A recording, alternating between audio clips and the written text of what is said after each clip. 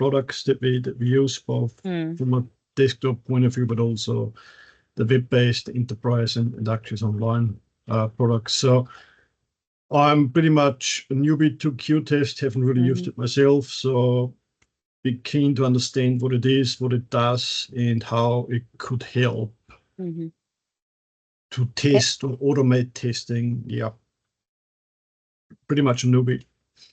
Cool. Nice to meet you, David.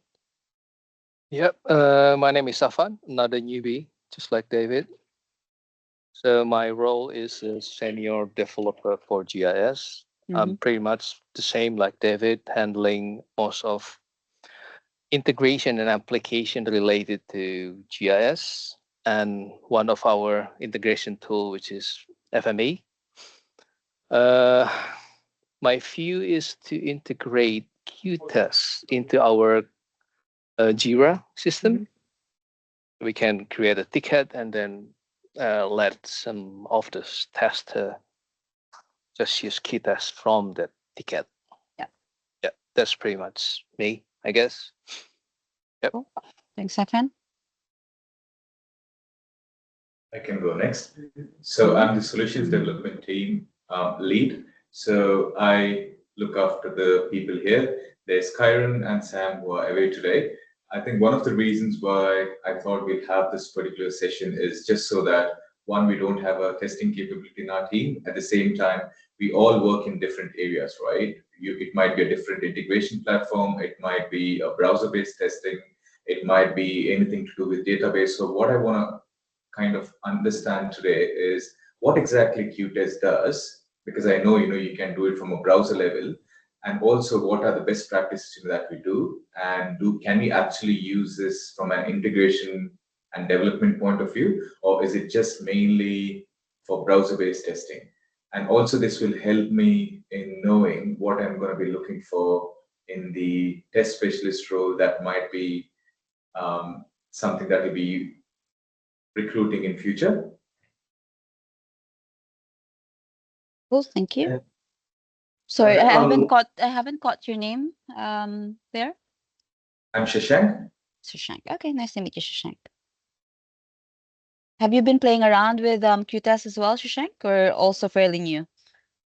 Yes, I have. I have done a bit of few mistakes there while adding to certain groups, and like almost 30-40 people being notified of it because we just don't know how to exactly use it, right? Okay. So yeah, but I do know a bit of qTest, that only after becoming the solutions development lead. So I don't have any prior testing experience on it. Okay. Thanks, Shashank. Yeah, hello. Hey, I'm Jonathan Spark. I'm integration specialist. So I work mostly in our integration platforms, Boomi and FME, just building integrations between systems, like web APIs.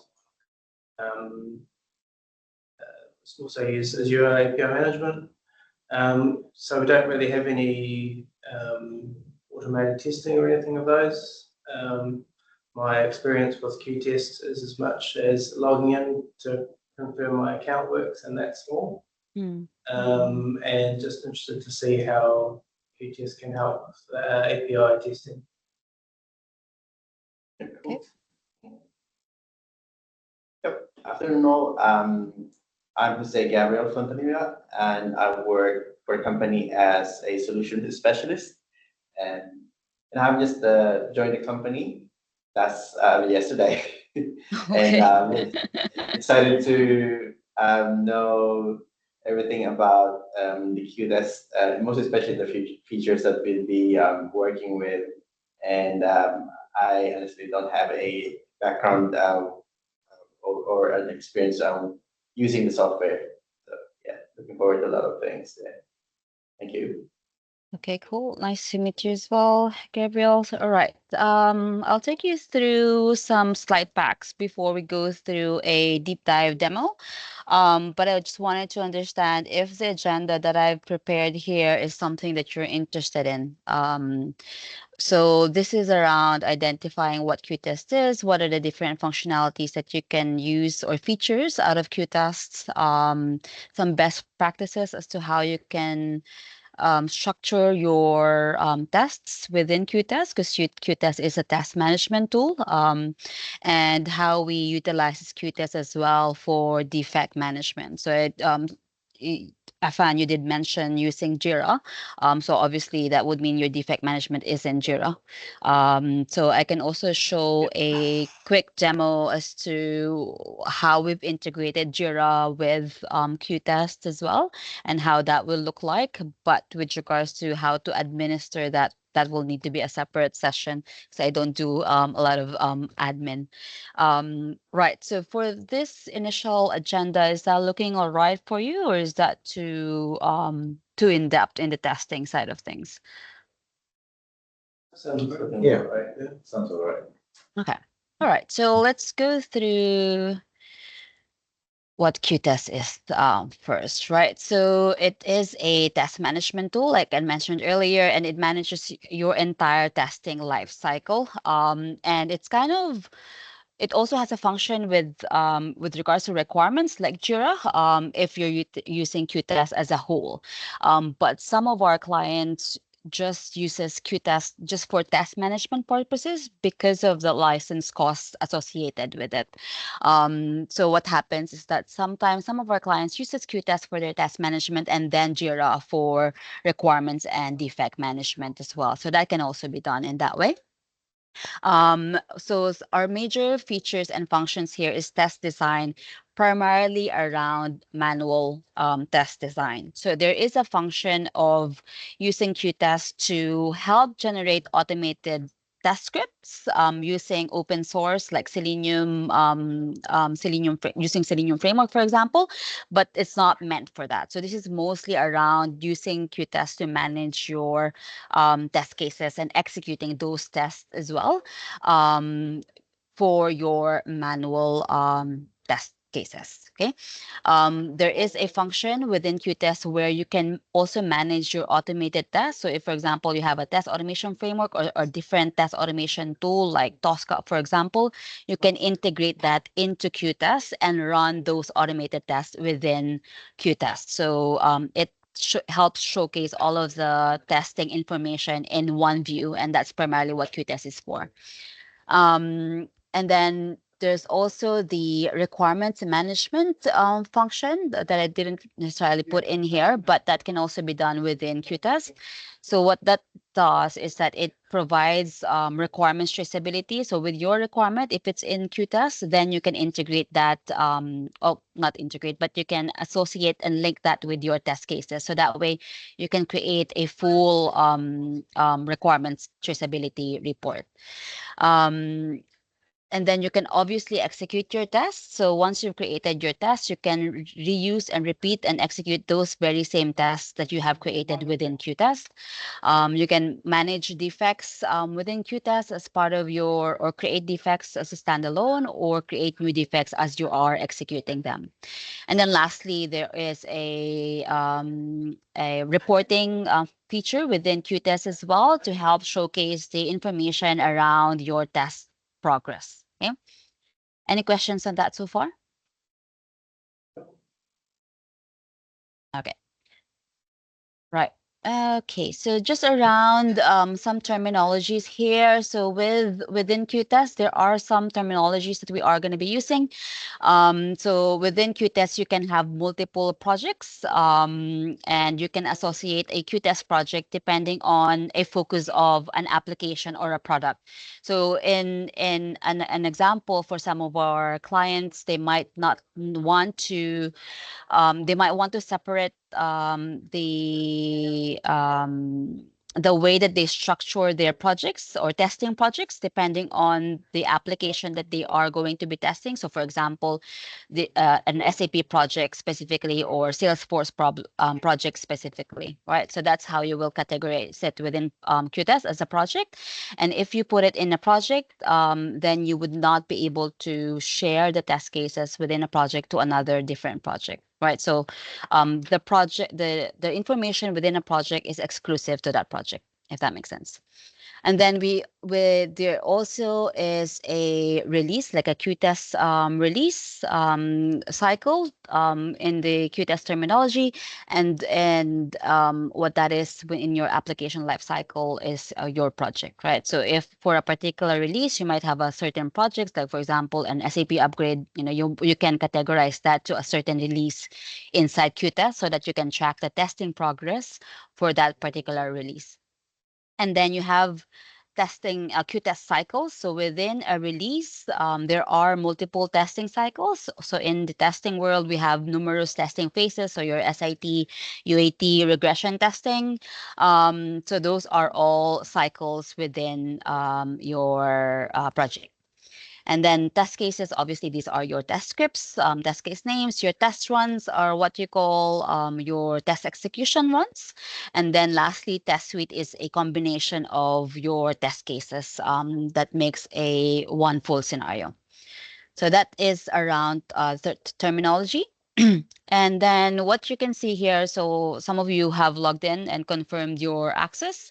So you would have been able to see the basic structure, right, when you logged into your qTest. So by default, you will be taken to the qTest Manager app, right? And then on the left-hand side here, I don't know if you guys are seeing my mouse or if I need to change to a laser pointer, but on the left-hand side here, this is the list of the projects that will be assigned to a certain user, right? So Shashank, if you are adding in or administering some users, you can assign them to certain projects and then they will only have access to that project. And so if a user has access to multiple projects, then they can navigate and change that from this left-hand side. And then there are multiple tabs, as you can see here, and these are the main features and categories that the user can go to. So in the test planning phase, so this is where you will be designing your test cases. Right, so you can categorize them in your release, in your folders, and then under a specific folder, that's when you can start adding your test cases, right? In the test design, you can also associate, like I said, those test cases into a requirement. So if in your case, if you're using Jira and you've integrated Jira with qTest, the requirements within Jira can be seen inside qTest. So there is that one-way integration that can be reflected in Jira so that your test cases can be associated to that Jira requirement. Okay. Now, once you've defined your test cases, you can now go into the test execution. So whatever test cases that you have defined, you can associate them into a test execution cycle. All right, so if we've defined a release, for example, SAP upgrade, and then we're saying, oh, we need to do system integration testing first, then that is one cycle. And then under that cycle, you can start defining your test suites. And under that test suite, you can then define your test runs. So as an example, if we say SAP upgrade, let's say SAT, for example, and then I will say my test suite will be order to cash process, for example. And then under that is the test cases that I will be linking to a test run that will make up for one end-to-end test suite. Okay. Now, as you are executing your tests, then you can start creating or linking those test cases or test execution runs into a defect. So going back to Jira, so if you have an integration with Jira, any defect that you create inside qTest, that will also be published and reflected into Jira. Okay. Any questions so far?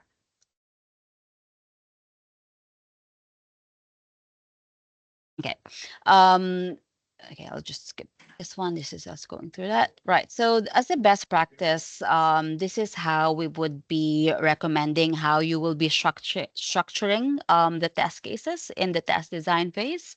So for example, here for this particular project, since this is what you're seeing as an example of an SAP, then the main root folders have been categorized on the stream. So for example, accounts payable, procurement, just to help categorize those test cases better. And then under that, there are some subfolders that you can add. And then under those will be for a certain feature. And then under those will be the actual test cases that is associated to that folder. So I'll just share. Can you guys see my Chrome browser? Or are you seeing just the PowerPoint? No, we can see your browser fine. Okay, perfect. All right. So what I'm saying here, I'll go to a good one. I'll use. Oops, not that one. Sorry, so I was referring to earlier, if the user has access to multiple projects, then they will see them right here. So I'll just find a sample structure. So on the test design. So as you can see here, we have some folders that we have grouped and structured, and then under them are the test cases that is associated under that particular feature or requirement. And then for a test case, like I said, you can associate a test case to a requirement. So in testing, it is very important that our test cases are able to cover the requirements that it is trying to test. So that that linking needs to be done in the test case view. So you can add and remove the requirements that you are trying to test from this view. And this is just to showcase that traceability.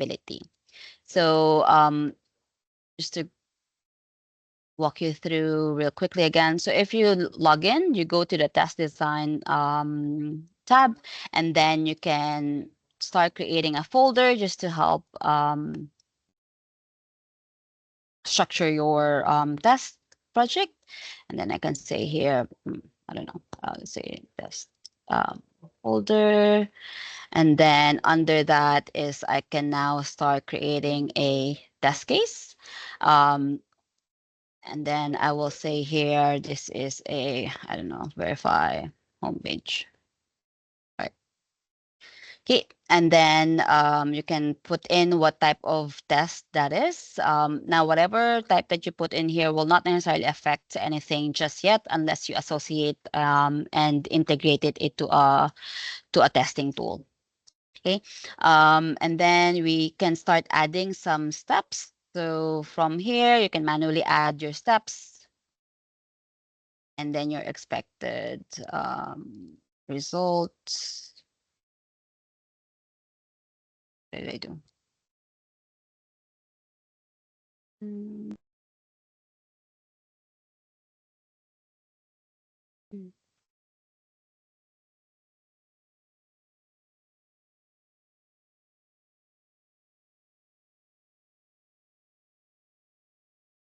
Okay. Any questions on that so far?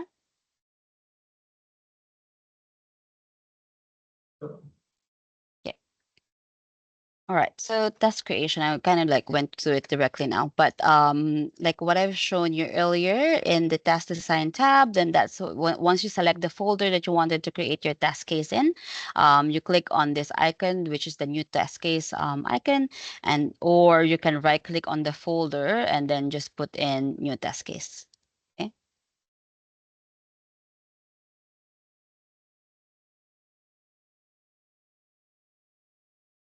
And then you can save. All right. Now, in this test steps tab, you can add some preconditions. So I don't know if that's a term that you're familiar with, but basically in each of your test case that you are defining, you can put in some prerequisites that needs that needs to be met before your testers will start executing that particular test. So you can put that as a precondition. So that's typically shown as step 0. So as an example here, by default, there is a step number 0, and I haven't defined any precondition just yet. So this is where you will add in some precondition information. Oh, here. Okay. Okay. And then you can start adding your manual test steps from this view. So you can add this add new step icon, or you can click on the add button below. Okay. You can also do some attachments if you wanted. And then for some of the tests, if there is a process within the client's testing practice, sometimes some of the test cases that are being defined needs to go through a peer review process or an approval process. Then you can also add an approver here first, and then they will be notified. And then they can then approve or leave that test case. Okay. Any questions? There. Yeah. Yep. With these approvers, does qTest tie in with, for example, a SUAD so that we can get all our users in there, for example? Also to assign tests and assign approvers. Say that again. Can you repeat that question, please, David? Can we tie qTest in with a SUAD or AD in general so that when we assign an approver or assign a tester, that's all? Or probably just attach that into some Jira workflow, probably. So you will have approval through Jira, something like that. Can we do that as well? For the test cases, it needs to go in. The approval needs to be within qTest, because the Jira integration with qTest is only to show the information inside Jira. It doesn't necessarily create a new Jira work item, if that makes sense. So the approval needs to be inside qTest. If coming back to David's question, then does this qTest integrated with Windows account or something? I think so. Yes. You can associate it with your AD. Yeah. Yeah. Okay. Yeah, that was my question. Cool. Thanks. Okay. Yeah. But yeah, if you can take that note of that question, Shane, so that we can reconfirm with Trisantis. All right. So with regards to the test case status, so there are some sorry, that's not the defect status, test case statuses that you can track. So by default, it goes through new, and then if they are complete, they can mark the status of the test case as ready. So that would mean that it will help identify the testers that only the ready test cases will be ready for execution, or if it can also come to an approved test case status. So it's not selectable. So once we click on the approve, so then that's the time that it will automatically change to approved somewhere.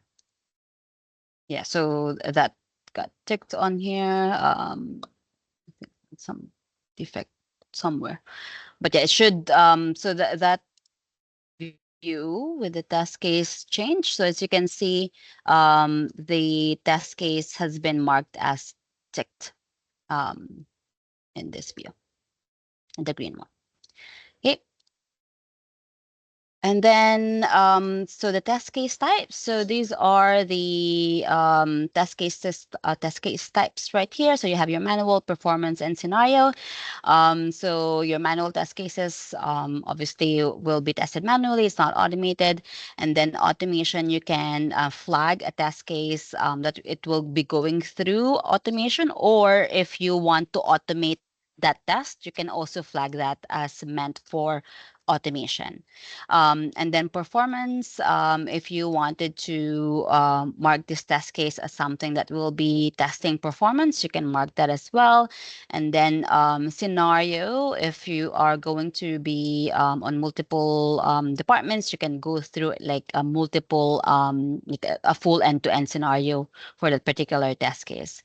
And then there is an assign to field, but since we are on test design view. We don't necessarily recommend for the assigned to field to be assigned to anyone or reflected to anyone unless you are in the process of completing that test case or there are multiple people working on that test case, right? So that you can monitor who is the person continuing the test design process.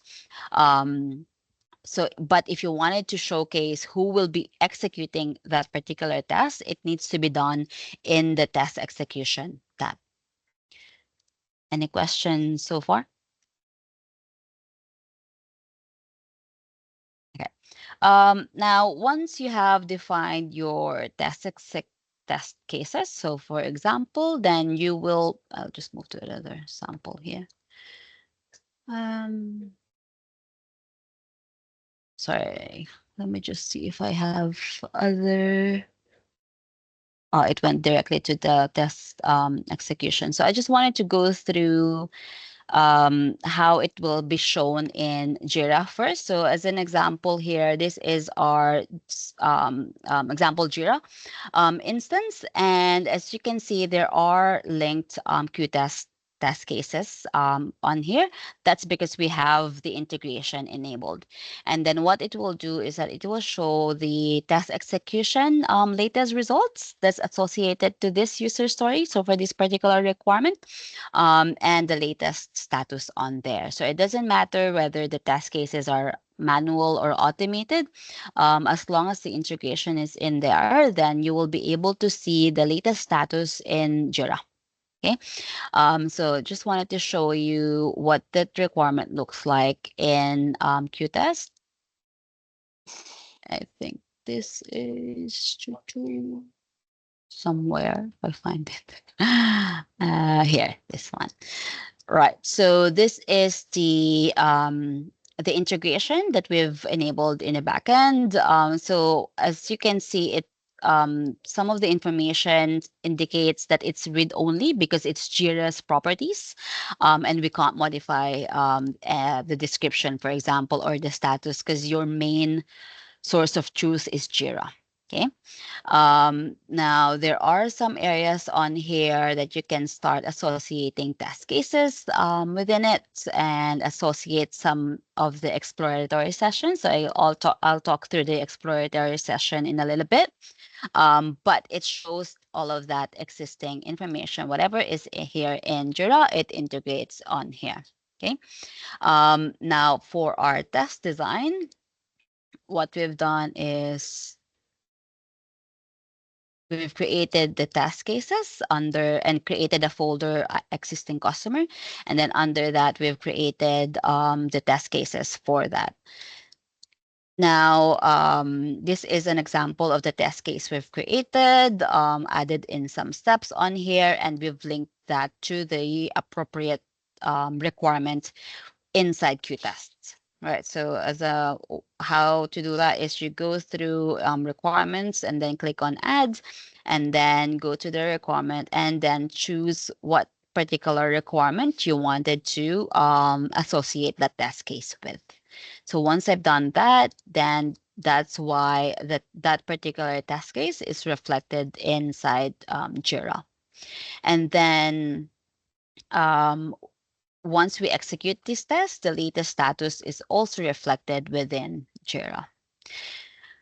So that's the integration, how that will look like between qTest and Jira. Any questions specifically on test design?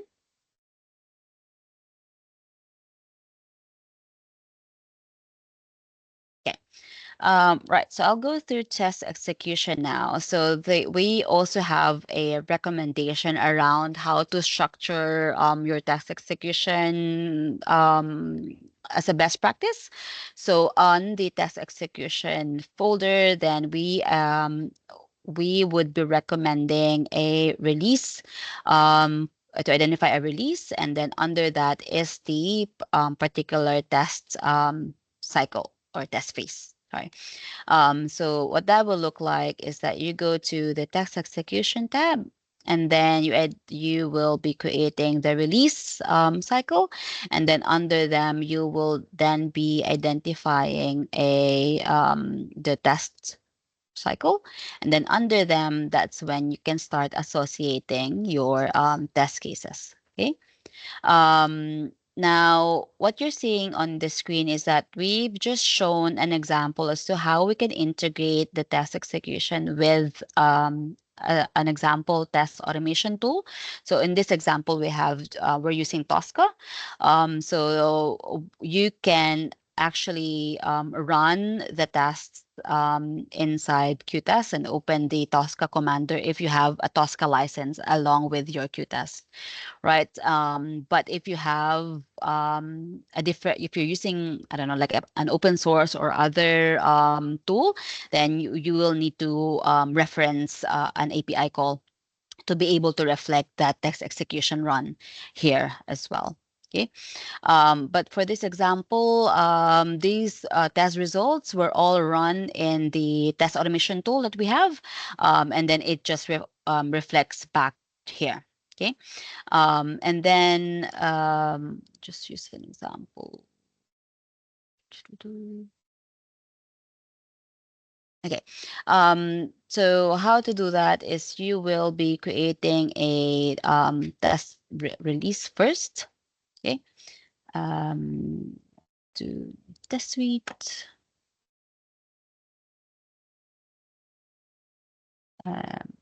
Actually, I will be creating the release here, sorry, in the test plan. So I will be creating a release here. Let's say, I don't know, I said upgrade 2024.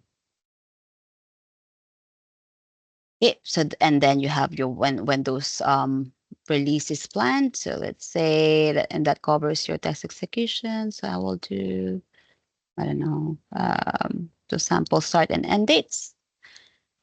And save that. And then when I go now to my test execution plan, so I have my test release here, and then under that, I will now be able to start and create a test cycle. So I will say system integration test and save that. And then under that is then I can start creating my test suite. Okay, so I will say this is my, I don't know, order to cache the suite, and then I can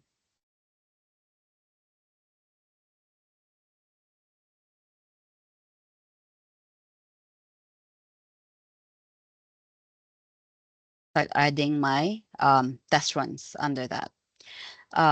So I clicked on add test runs. Okay. And then I can identify and select certain test cases that I wanted to run. For example, let's do, I don't have anything there. Yeah. And then add. Okay. So what's that's done is I've looked for the test cases that I've defined previously that I will want to execute. So obviously there is that reusability because you have your test cases stored in the test design view, and then you can create multiple different test cycles and run those same tests however you want to define. So if you have another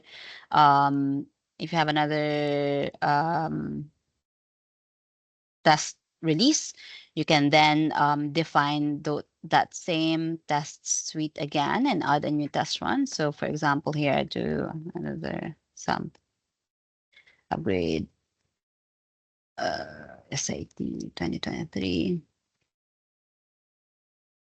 And then I can now also add another test run. Oops.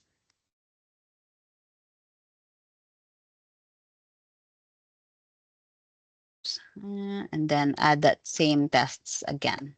Okay, so that means you won't need to re-execute those tests or rewrite those tests because it's stored in the latest information in your test design view.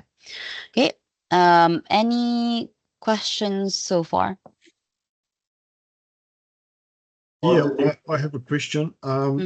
So qTest is a test management tool. You've been talking about test automation tools, and you mentioned Tosca. what other tools are there? And from your experience, are there specific tools that are better suited to specific applications, like, for example, SAP or Azure or whatever? Or are there tools that work better than others from your experience? So with SAP, for example, SAP has a default recommended test automation tool, and that is Tosca, because Tosca has a lot of pre-built, and it covers a breadth of different applications, right? So, and Shane can talk about that as well. But since there are different test automation tools that's out there, and it will really depend on the need of each client, right? So if, for example, you just need to test web-based applications, you don't need to test mobile or desktop. Typically, open source pretty much covers that already, like Playwright or Selenium is easy enough to cover that test of coverage. But if you have more complex breadth of applications that you need to be able to automate, like SAP desktop, you have some mobile applications, then a more complicated tool like Tosca will cover those type of applications by default without needing to do a lot of complications. Shane, you went on mute, so I don't know if you wanted to expand on that. Yeah, I'll chip in with that just a little bit. So Icentis, as the provider for Tosca and SAP, have got a strategic alliance, which amongst other things means that the Tosca product is available through the SAP price book. That's level of endorsement. SAP are integrating it into their solutions manager, Solman technology, but more importantly, the Tricentis Tosca developers and the SAP developers are co-hosted. So the idea is as SAP is upgraded, Tosca keeps pace with it as well. And SAP themselves offer a support service, or they front end a support service for their SAP clients working with Tosca. There are other technologies, UFT, Playwright, as May has mentioned. What else? There's XLQ, XLQ, there's LeapWork, there's heaps. It really does come down to the application landscape that you've got. It comes down to the capability of the team you've got to maintain the automated test suite. So technologies like Tosca are really, really good in terms of the low-code, no-code test automation technology. But then when you're dealing with tools like Selenium and Playwright, you've got complete flexibility to build your own frameworks or leverage other third-party frameworks and work with those. TDC, for example, we've built our own Selenium and Playwright framework that we provide to our clients. Yeah, we license to our clients for use on a no fee basis, but clients can't own it or sell it. We do a bit of work in this area to work with clients to help them understand what their technology landscape is, what technologies they want to write automation for, because you may not want to write test automation for everything. And then what's the best possible tool set based on your application stack to automate the range of technologies that you're looking to automate. And the answers do vary. Like the two recent ones we've done, for example, one was an academic institution, a lot of legacy type applications. So Tosca was working well for them because they could do both modern applications, browser-based, mobile, but they could also do legacy applications such as VB6, because they had a number of VB6 applications in the case. Another organization we've just done recently, Playwright and TypeScript were the most appropriate technologies. They had a reasonably modern stack, and they had people available that could work with that level of code-based automation, right? So look, I mean, it's probably... It depends. Yeah, I mean, with test automation, it's probably a situation we've got too much of a good thing because there's a large number of test automation tools out there. We normally, when we do review work for client, like I said, we focus on the applications that they've got. We focus on the skill sets that they've got available within the organization to do the test automation, maintain the test automation, even if they outsource the doing, but to maintain the test automation.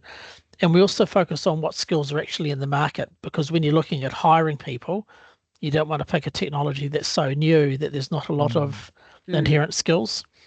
And I guess the last thing I'll finish off with as well is many of these names that I've mentioned, Tricentis, Tosca, XLQ, LeapWork, they've all got online qTest itself, online training courses, free of charge, certifications, free of charge. So there is plenty of support out there for them as well. And look, TDC is very much a tools agnostic testing consultancy. We do a lot of automation, a fair chunk of that is done with open source technologies. A sizable chunk is done with Tosca. A sizable chunk is done again with the likes of XLQ. So we genuinely don't have any firm views on this. Yeah, it comes down to what's right for your environment. Yeah, it also means then, I assume that it doesn't make sense to sort of invest in one tool because it may not cover your stack, for example. Honestly, it depends. Outside of this, I'll send you later on today or first thing tomorrow morning, I'll send you a couple of tools that we've given to clients in the past. One is just a simple spreadsheet, right? And basically where you look at the technologies that you've got, the technologies that you've got, the testing frequency, right? And the level of testing you'd like to do versus the level of automation you currently do. And that's normally our starting ground. What technologies do you have? How frequently are you testing across those platforms and across those technologies? Because if you're only testing once a year and it's manual, the ROI for automation isn't there, right? And if it's an application that you might test, every quarter, but it's only got a user community of 5, there's probably not the ROI there for it either. But if you've got something, for your organization, for example, anything which has a lot of client transactions, there's generally, quite a lot of functionality, quite a lot of change in the application. Typically, that's where you get your bang for buck for automation. And then it comes down to technology. So there's a spreadsheet which I'll send you. There's also an ROI model I'll send you as well, just for the hell of it.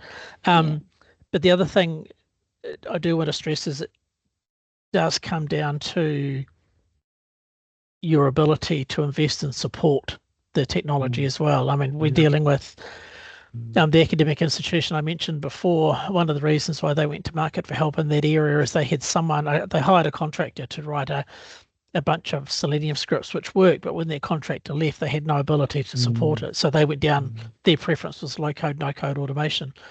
I've got an insurer who's based in one of the regions, and they're very much open source, but they're shifting away from Selenium towards Playwright now because they know Playwright skills are fairly accessible in the market, and they find that the level of abstraction available with Playwright means it's a little bit easier to use than what Selenium is, right? And they've done the proof of concept work to ensure that those technologies work across their tool sets. You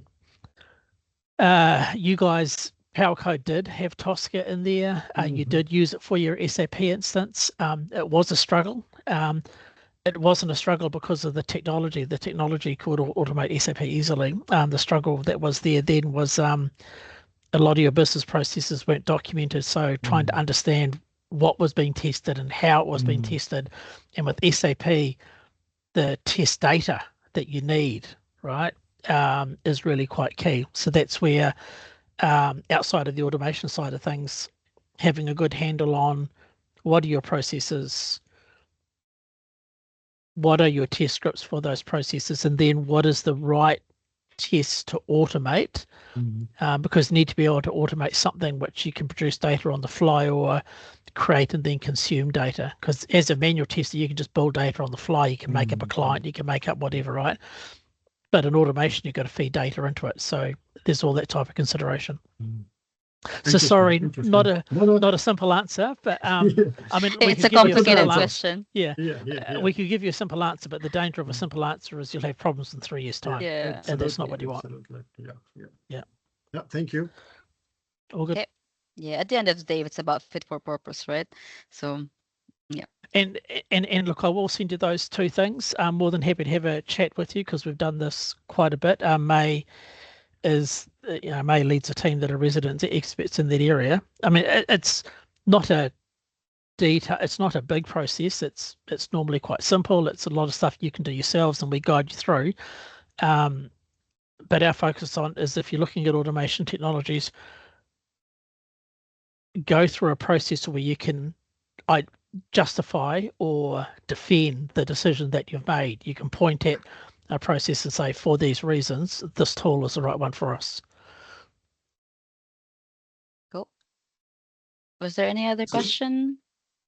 So Shin, with this one, right? So currently we've got qTest without any automation in it.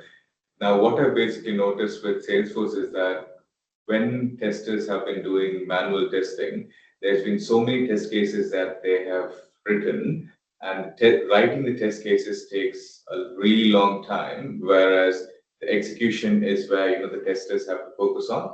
But it's the other way around, because you have to go in and write all those test cases. The reason being, we've got qTest in place.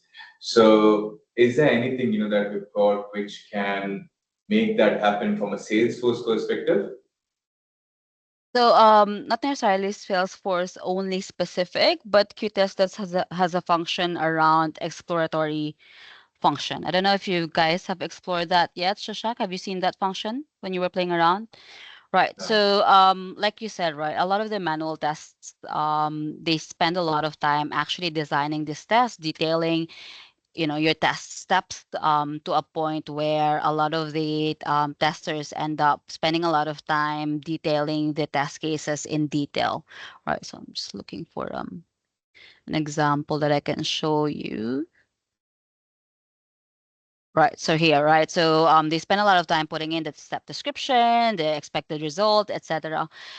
So there is a function within qTest called Explorer, qTest Explorer, and this is the way for testers to do exploratory testing that will help automatically document those steps that the testers have done.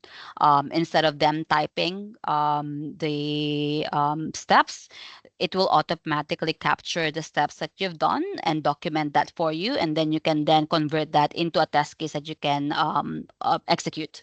So it. Referring to the.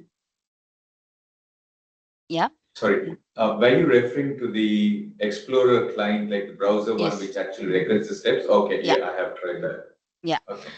Okay, so so what that does is if as you would have seen, Shashank, so whatever steps that you do within the screen, and then it will automatically capture that for you. So there are two main areas of the qTest exploratory function. So that one is a web explorer, and the other one is a desktop explorer. Okay, so I don't know if you wanted me to demonstrate that to you guys, but basically, if I do and connect my qTest extension, then I navigate around a web app, then it will automatically capture the steps that I've done. So, for example, here, click sign in link, and where it was, click on a specific text box and what they put in, like typing in a specific information, clicking in another link.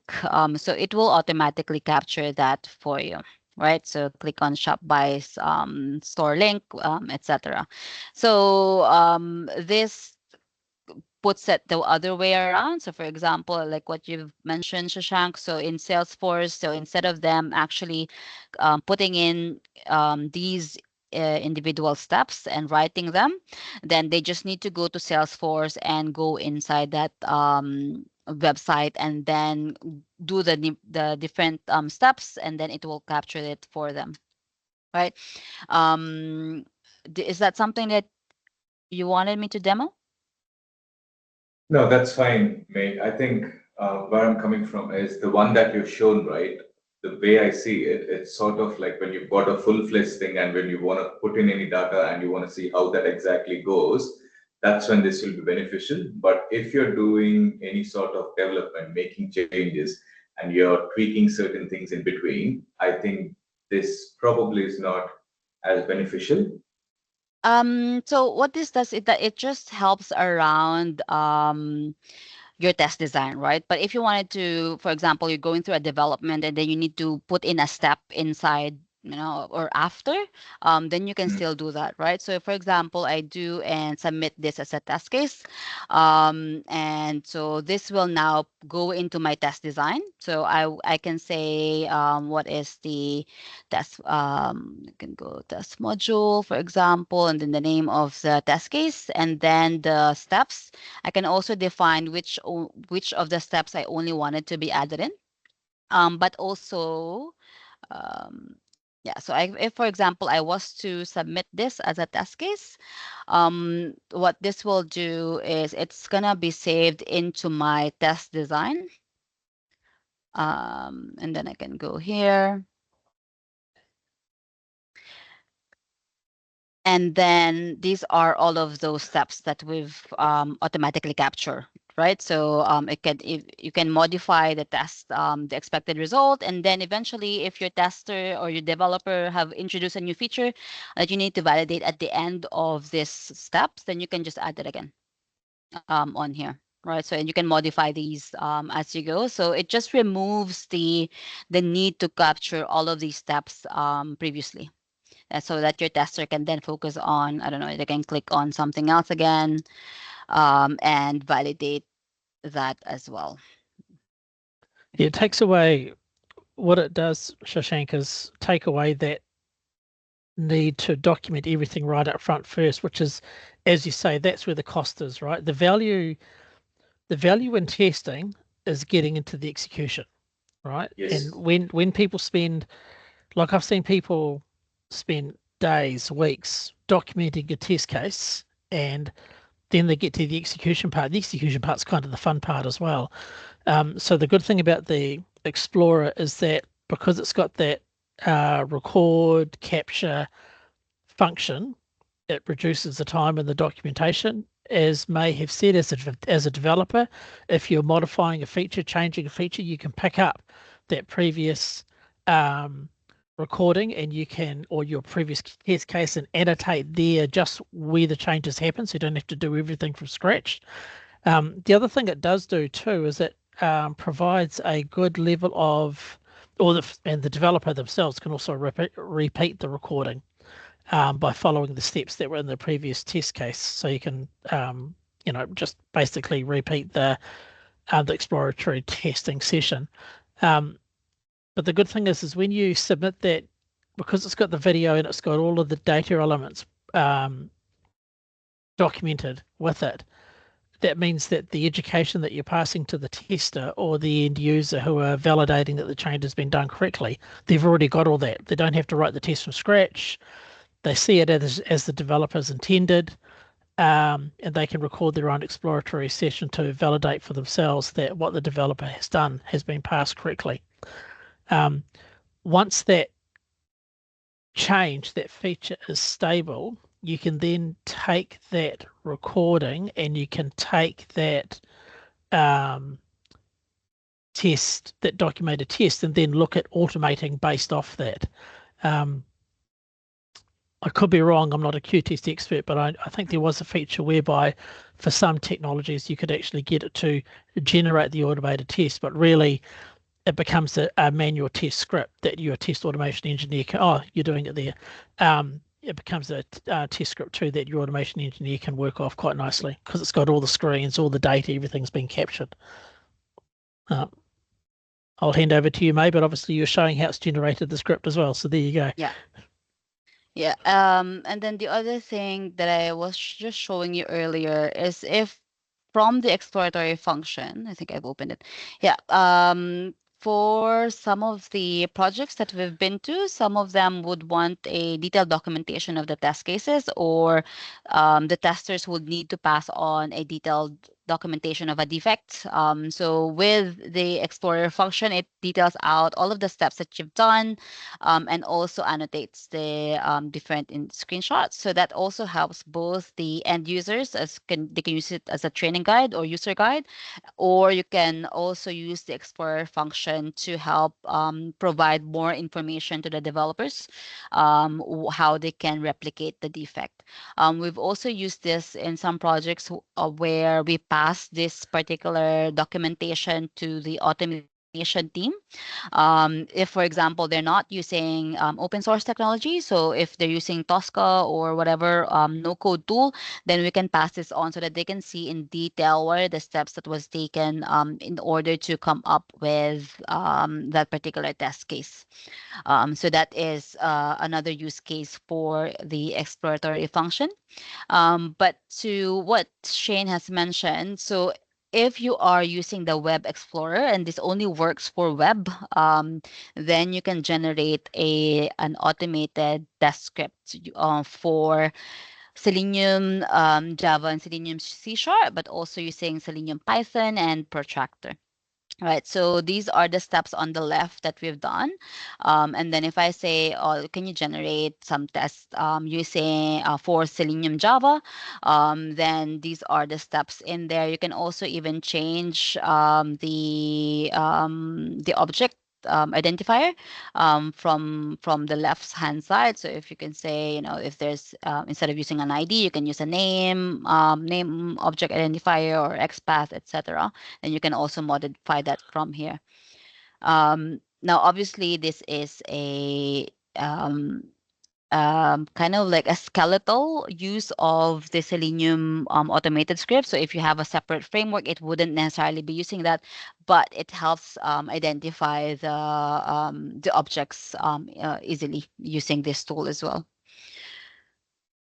I think you had a question, Shashank. So around desktop, it wouldn't generate any of these tests because it's desktop, and Selenium, it only supports Selenium and Protractor, and these are web automation frameworks, right? So if you're using the desktop function, you would be able to have the detailed documentation as well, but not the test script. So what I'm showing here right now, for example, is something that I generated using desktop. And yeah, it doesn't have the generate test script button because I executed this test using the qTest desktop application. Okay. But to May's point, comment, you've still got enough detail there where an automation engineer using a test automation tool that will work with desktop applications, non-web applications, can certainly work with that test script to then provide low-code, no-code automation script for that desktop session.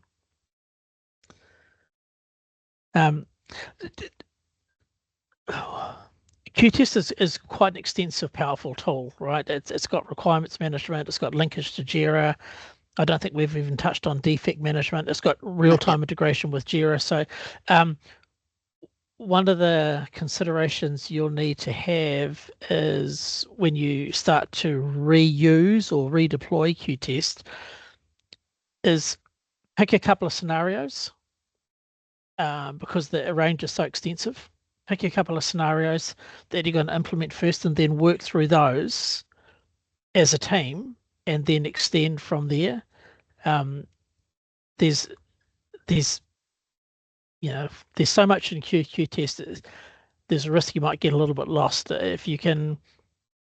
And we can suggest a worked path, but I would really recommend that as a team you sort of look at a particular worked path you want to use for qTest, implement that, get it managed, and then move on to the next thing. And the exploratory testing might be that work path, or even just getting your your user requirements from Jira into qTest, importing, because you can import your test scripts or create new test scripts, create test scripts for those requirements, and then set up an execution schedule. Something as simple as that will give you a good level of comfort in using qTest, and then show you how you can manage your test cases, your test coverage of your requirements, your test execution lists, and because qTest also does the reporting side of things, you can get that visibility in terms of test status and things like that.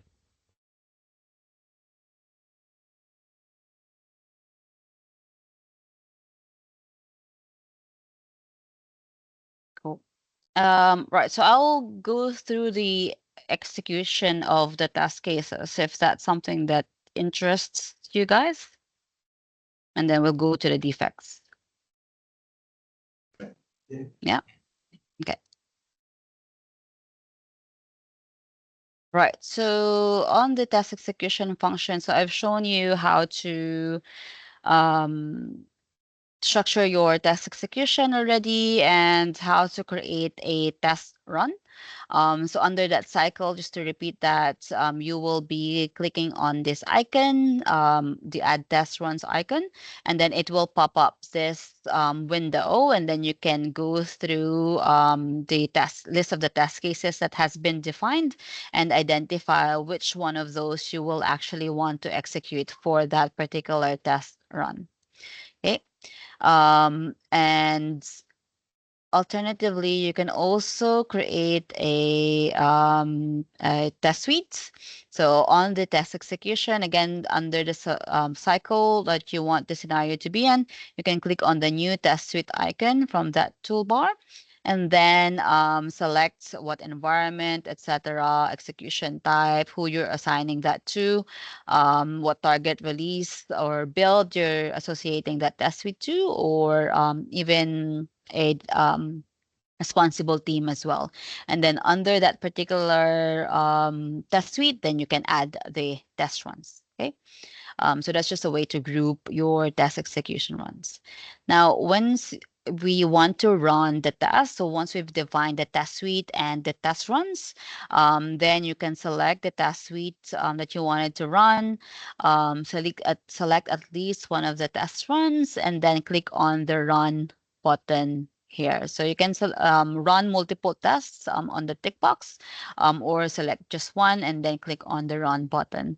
And then it will open up a window for you to run your tests. Okay. Once that opens up, then you can see all of the steps that the tester has defined, and you can mark each of the status for each step. So you can put in pass, fail, block, whatever, as you execute those tests. Now,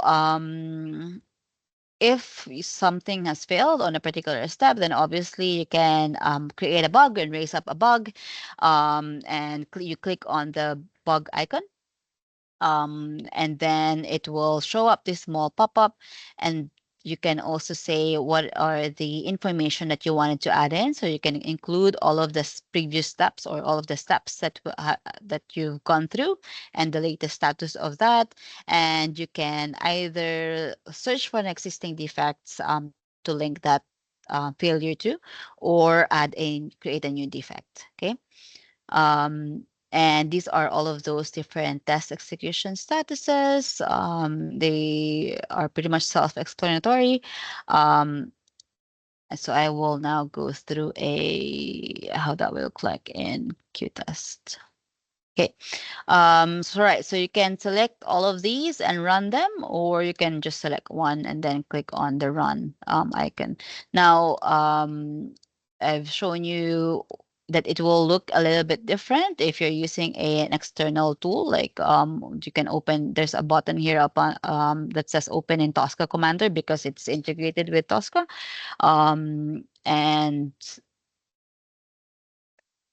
here on the manual test case, just going back here, I can now select which ones I wanted to run and then do a quick execute those tests. So a new window a test pad will pop up. And this is now showing me 2 test cases that I need to run. And all of the step information are on here. The test description is also in this view, etc. Okay. Now I can go ahead and put in some of that information, and if there is a new bug, then I could include all of those new steps, and then I click on new and create a new bug. Okay, so this is showing the integration to Jira. So this is that that view. So I can put in an example user Scala sample. Oops, sample defect.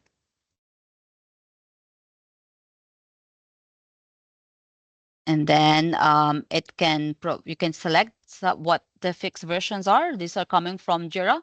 And then I can even put in the assignee as well. So these are the list of your Jira users. Put in the description. So these are the steps that we've done earlier, and then the expected result, and also what is the expected fixed version, the priority of that defect, etc. So now I can save that and close it. And then that will show me that there's a defect that I have just logged. So I'll save this for now, and I will be able to mark the high level status. And then I've saved that view. Now it's shown me the other test case that I needed to execute. I'll close that off. I just wanted to show you the defect that we've logged inside Jira. So as you can see here now, there is a high level status of the test case, which is failed when it was executed, etc., and the defect that was found. Okay, and if I click on that, then it showed me the Jira information, and that will then take me to the Jira instance. So if I click on this, then it will take me to the Jira defect. Okay, and then there is that traceability again to the user story, because we had that traceability in qTest. Okay, because we've associated the requirements inside qTest to the task case. The defect that I've created is automatically linked inside Jira. And then there is this qTest link as well that will take you back to that view of the test execution as well. And so what this has shown me is the execution history. It's taking me to the execution history, and then I can see the list of the defects that was logged and the requirements that's associated to that. Okay. Any questions? No. Okay. Right. So this right here is also a one-way integration this with regards to the status of the defect, right? So as you can see, we don't have the defects tab in this view because we have Jira enabled. So all of the Jira or the defect management needs to be done in Jira. So we have disabled the defect tab in this particular Jira project qTest project. On the other projects, obviously, you'll have the defects tab because the defect management is being done inside this Jira qTest project. Okay. Back here.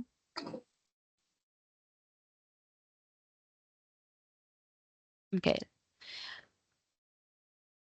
Let me just open this quickly.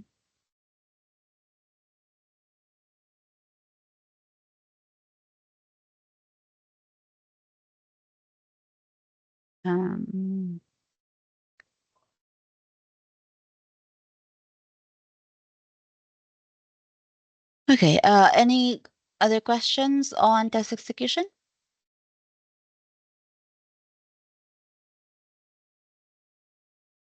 We don't have a sample of, because I don't have my Tosca installed on here, but if you wanted to show or see how the automation works on the test execution run, then we can set up a follow-up session on how that will be reflecting inside qTest as well, if that's something that interests you. Okay, right. I will Now, I've shown you a little bit around the defect as well, but since you are using Jira for defect management, I don't think we need to go through a detailed defect management process within qTest, or is that something that interests you as well?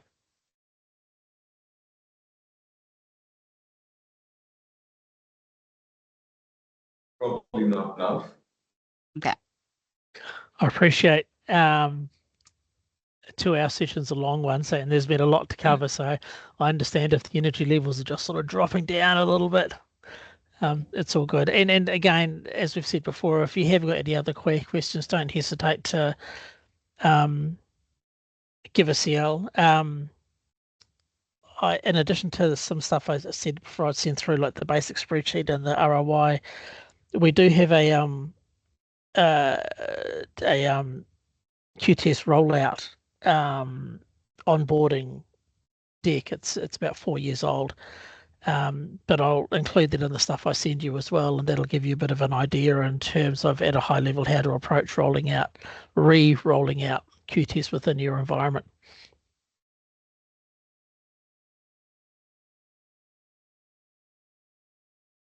I think that's pretty much everything that we would want to show you guys. We can probably do a quick show around how that dashboard will look like for qTest. I'll just see if I can actually do that. qTest sample dashboard.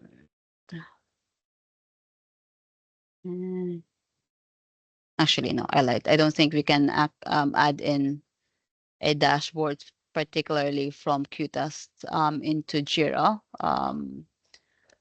So it just showcases the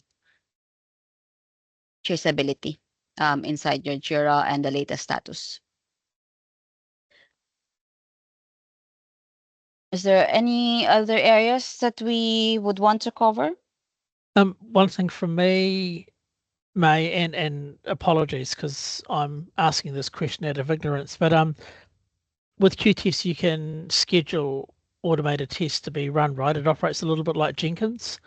That's the qTest Pulse thing. So I don't know if you've covered that, but I don't have the license for it. Yeah, just with the Powerco team, where you've got automated tests, and as you saw, you can use qTest to manage the execution. You can also use qTest to run the execution of automated tests as well through qTest Pulse. It's a little, from what I understand from my basic understanding of Jenkins, it's a little bit like Jenkins insofar as you can set the tests to run, to execute, it captures the results and feeds it back into the reporting dashboard that qTest presents as well. And it's open. You can connect that part to a range of automation tools and get it to trigger the automation tools a little bit like Jenkins does.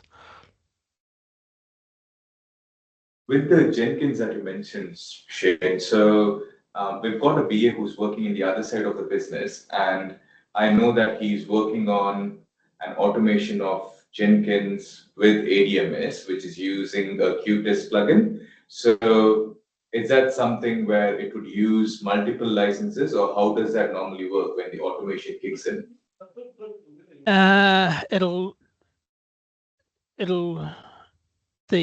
From the automation point of view, it'll leverage the automation licenses that you've got with your automation technology. So, for example, if you were using Tosca, for example, if you were triggering off 2 sets of tests in parallel, it'll consume 2 concurrent user licenses for Tosca. I know different tools are licensed by execution test runs and things like that. So I think it just works with whatever is the license regime from the test automation tool that you're using.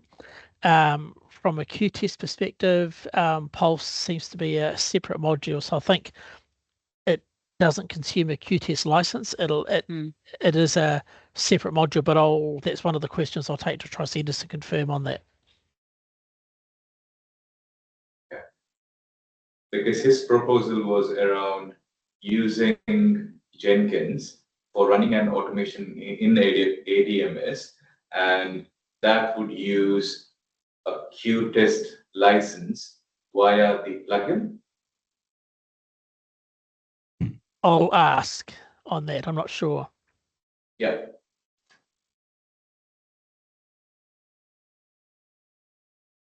Cool. That's something that's not implemented yet, but it's something that's work in progress, and I was asked for certain feedback. Why did they want to utilize qTest out of the Jenkins run?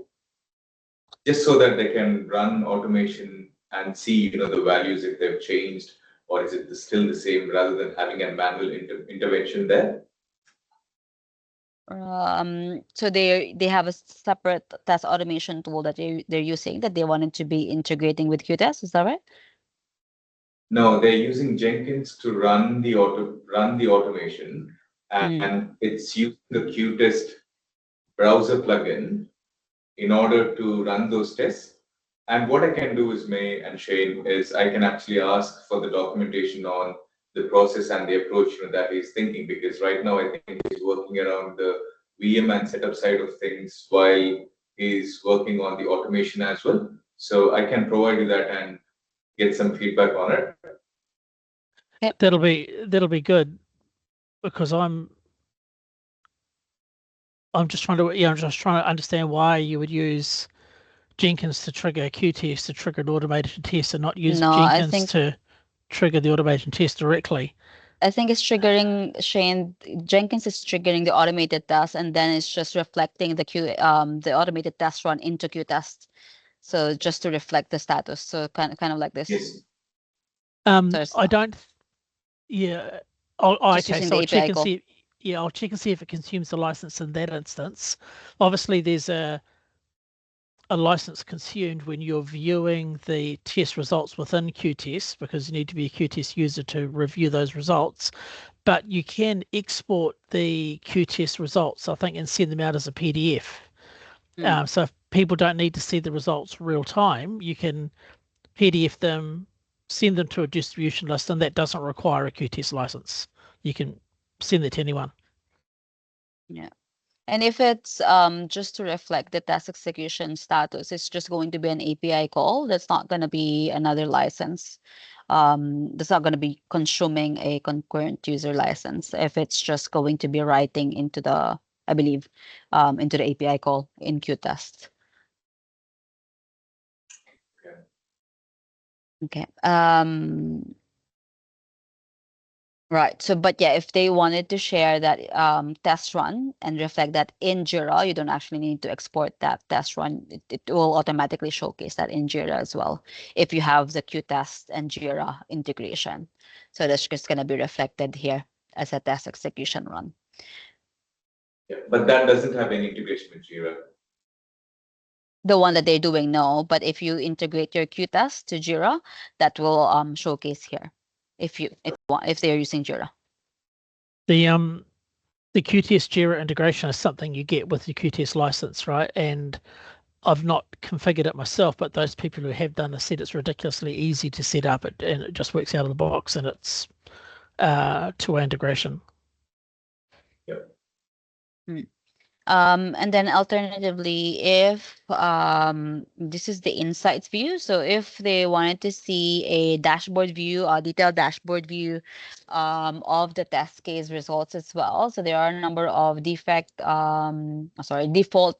reports that covers or being supported by qTest. So things around analysis that you're seeing here. You also have coverage analysis. So here you can see the requirements test run coverage. So all of the requirements that are in scope, and the current test run results. So for example, here that you can see there are 2 requirements that are massively failing, and total of that is around 13 tests runs that have failed and 5 have passed. And then you can see here in detail as well are the list of the requirements and the associated test cases and the latest run results. So that's your coverage analysis. And then lastly, You can also look at things like velocity for your testers. So how many new requirements are being created, and then how many test cases are being created against that requirement, and or how many number of average steps are there per test cases, how many test cases have been created by a particular tester, execution runs, how many have they executed, how long have they executed some of the tests, how many defects have they submitted, etc. So there is that view as well. Any questions on the analysis?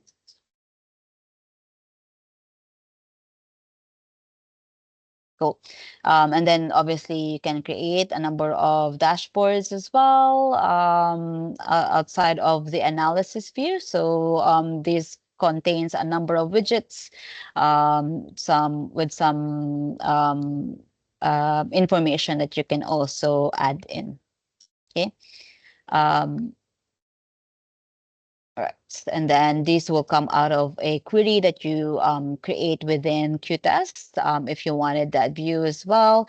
And then you can have these different information into this view. So I can say if I wanted to.